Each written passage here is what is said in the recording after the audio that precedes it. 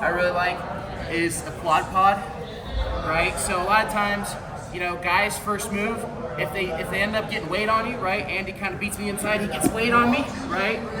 I'm looking to swing one of my legs out. Doesn't matter so much each one. If Andy's on my left side, I'm preferably gonna swing out my right, but I'm looking to swing this foot out in front of me and pop up to my feet, right? This is kind of like our generic quad pod stand up. Back. Right, so Andy starts getting some pressure forward on me, right? I don't want to just sit here with weight on my hands. I want to start crawling, get this foot out, right? Once I'm here, now there's a couple things I can do, right? You can see right now Andy's draped over, he's kind of in my crotch. This is a really good position to use our elbow to clear that hand, right? A lot of times people get caught, they reach back inside and they try to catch these wrists. What's Andy gonna do? He's gonna re-grab, right? Every time. Good wrestler's always gonna re-grab. So another good skill to have is using our elbow to scrape these arms out, right? Making them stuck on the outside. So if Andy's here, right? Maybe I'm coming back, scraping, getting the rest of the way up to my feet. Maybe I'm finishing that quad pod kind of more traditionally, right? He bumps me forward, I swing this hip out. Maybe it's just getting to a good base and pushing back. Getting ready to fight these hands as soon as my hands come off the mat, right?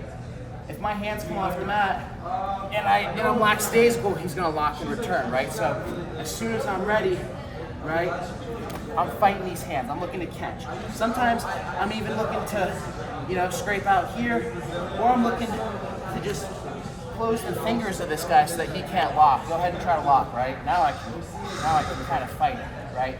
Can't lock his fingers, right? So I might try to catch a wrist on the way up, but I gotta be prepared to fight these hands as soon as my hands leave the mat, right? Next thing I'm gonna cover that works really well, kind of as our first move, is our sit out, right?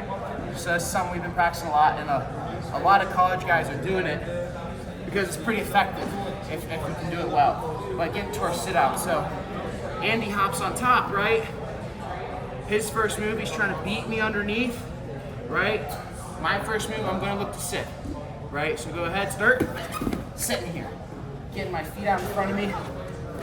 You can see Andy's beat me on this side, sure, but I've sealed him out with this opposite elbow, right? So when I sit out, it's here. I'm looking to pinch this elbow, get this arm shallow, right? Sometimes guys will be down here on the quad, right? When we sit out, they'll be looking to catch here. That's another great time. Use our elbow to scrape it out, keeping our elbows tight, right? Now when we're here, it's important. We don't want to let our feet get extended like this, where he's going to just pancake me. We don't want to let our hips get too far forward where he can suck me back, right? We kind of want to be in this really good tight ball position. Once I'm here, my feet are up underneath me, I'm using only push, and I'm using my head, right? I'm trying to track Andy with my head. If he changes sides, right, my head follows. I'm just looking to aggravate him. This kind of sucks for Andy. He hasn't got much, right? Once I've got him here, then it's just a matter of kicking out, right? Kind of really basic stuff, but super important. Just another good way of kind of beating them to the inside. One more time, right? Whistle blows. I'm sitting out, getting this elbow back, posting here. I don't want to post super far out where he might go to chop me, right? Kind of want to keep this post in, right? I want to be conscious of maybe his suck back attempts, getting ready to put both my hands in the mat and readjust, getting back to my position and fighting here, right? Andy might be here. That's when my other elbow can come in and scrape. Now I got him outside of both arms, right? Andy might go tight waist, right? If he's going tight waist, maybe I need to start looking to peel, right? Peel. Try to get him out. If he's going claw, right? That's a good time.